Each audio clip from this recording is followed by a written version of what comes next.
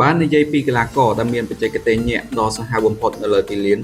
និងមានជីវិតហ៊ឺហាបំផុតនៅក្រៅទីលានប្រកាសណាស់គ្រប់គ្នានឹងនឹកឃើញដល់ឈ្មោះកីឡាករ Neymar Jr. តើជីវិតរបស់មហាសេដ្ឋីបាល់ទាត់រូបនេះមានអត្ថប្រយោជន៍អ្វីខ្លះតើគេមានទ្រព្យសម្បត្តិនិងសម្ភារៈប្រើប្រាស់ទំនើបកម្រិតណាថ្ងៃនេះ AJ Sport នឹងនាំអ្នកទាំងអស់គ្នាទៅមើលពីជីវិតឯកជនរបស់គេឲ្យកាន់តែស៊ីជម្រៅបន្ថែមទៀតបន្ទាប់ពីបញ្ចប់កិច្ចសន្យាដ៏មហាសាលនៅអារ៉ាប៊ីសាអូឌីតជាមួយ Al Hilal ដែលផ្ដល់ប្រាក់ខែឲ្យគេរហូតដល់$160 លានក្នុងមួយឆ្នាំ Neymar បានសម្រេចចិត្តត្រឡប់មកផ្ទះចាស់របស់គេវិញគឺក្លឹប Santos ក្នុងឆ្នាំ2025គិតត្រឹមឆ្នាំ2026នេះទ្រព្យសម្បត្តិរបស់គេត្រូវបានប៉ាន់ស្មានថាមានលើសពី$350 លានចំណូលភាគច្រើនមិនមែនបានមកពីប្រាក់ខែបាល់ទាត់តែមួយមុខឡើយ Neymar គឺជាម្ចាស់ម៉ាកសញ្ញាល្បីៗជាច្រើននិងមានកិច្ចសន្យាជាមួយក្រុមហ៊ុនយក្សដូចជា Puma, Red Bull និង Konami លើសពីនេះគេក៏បានវិនិយោគលើវិស័យអចលនទ្រព្យ game online និងការលក់ផលិតផលផ្ដាច់មុខដែលមានឈ្មោះរបស់គេផ្ទាល់ចំណុចដែលធ្វើឲ្យពិភពលោកភ្ញាក់ផ្អើលបំផុតគឺរបស់លេង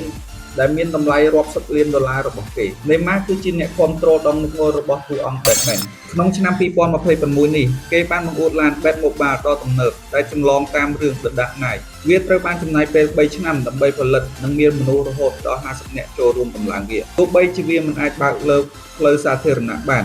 ប៉ុន្តែវាមានតម្លៃរាប់លានដុល្លារនៅក្នុងការ៉ាស់ឡានរបស់គេ Neymar មិនធ្វើដំណើរតាមឡានក្រុងឬយន្តហោះធម្មតានោះទេគេមានឧទ្ធម្ភាគចក្រផ្ទាល់ខ្លួនដែលហៅថា Batcopter តម្លៃ$12.5 លាននិងយន្តហោះឯកជន Dassault Falcon 900LX តម្លៃជិត$50 លានសម្រាប់ហោះហើរជុំវិញពិភពលោកនៅក្នុងការ៉ាស់របស់គេក៏មានវត្តមានឡានកំពូលដូចជា Lamborghini, Ferrari, Rolls-Royce និង Aston Martin ដែលសរុបតម្លៃគ្រឿងយន្តទាំងអស់មានលើសពី$65 លានមិនត្រឹមតែចំណាយលើខ្លួនឯងឡើយ Neymar ក៏បានវិនិយោគលើផ្ទះសម្បែងនិងទួលសង្គមផងដែរគេមានភូមិគ្រឹះតម្លៃជាង$10 លាននៅទីក្រុង Rio de Janeiro ដែលមានបន្ទប់គេង6អាងហែលទឹកដ៏ធំសួនច្បារនិងកន្លែងចុះចតឧទ្ធម្ភាគចក្រផ្ទាល់ខ្លួន Neymar ក៏បានបង្កើតវិទ្យាស្ថាន Instituto Projeto Neymar Jr. ដែលជាអង្គការមិនមែនស្វែងរកប្រាក់ចំណេញវិទ្យាស្ថាននេះជួយដល់កុមារក្រីក្រជាង3000នាក់និងគ្រួសារសរុបជាង10000នាក់ក្នុងប្រទេសប្រេស៊ីលតាមរយៈការផ្ដល់ការអប់រំសុខាភិបាលនិងកីឡា